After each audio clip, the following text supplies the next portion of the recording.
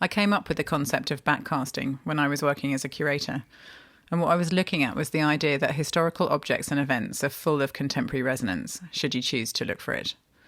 As a culture, I think we tend to celebrate the idea of looking into the future, as if the unknown holds the key to contemporary truth. But for me, I find the past to be so much richer and more inspirational a source of understanding for the world in which I create. My name is Alice Cicolini, and I'm a jewellery designer.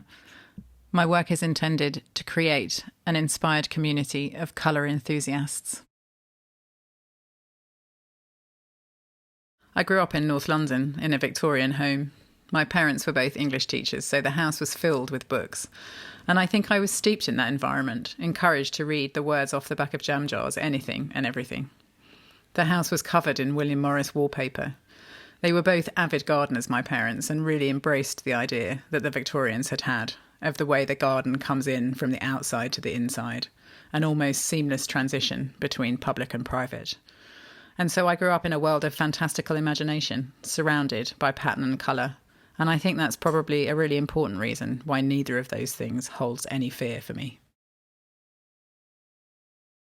I was always drawn to magical realism, the overlay of fantastical ideas into the everyday.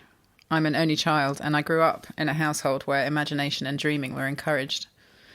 This idea of the magic, the poetry in life, has been a defining source of inspiration for me, and storytelling is so central to the expression of that.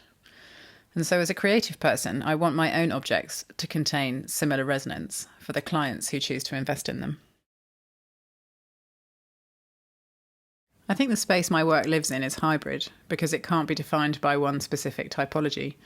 It's not purely fashion, and nor is it purely craft. There are elements of high jewellery in the commitment to material exploration, and of art, which finds expression in its sculptural form.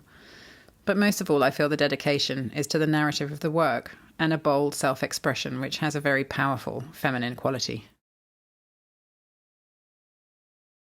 I love storytelling. All of my career has been about this, from my work in the theatre, through curating and writing, to where I am today. I'm inspired by beauty and superlative craftsmanship, and I want to tell the story of why these things are important for our culture and our soul. For myself, my work is my poetry, my pleasure, an expression of my femininity and playfulness. I read countless fairy tales as a child and as an adult, dark and light, Western and Eastern. And that all-consuming magic finds its way into my work too, I hope. My unique design voice comes from embracing all the experiences that made up my early life, from my love of beautiful objects to my travels, and to my absorption in literature and performance.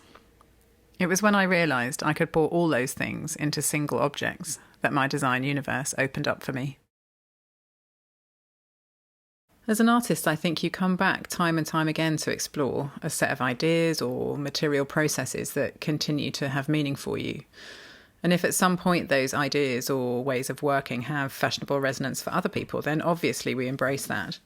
But for me, I know that once everyone else has moved on to other trends and ideas, I will stay firmly rooted in exploring the limits and evolution of the skills and concepts that hold fascination for me.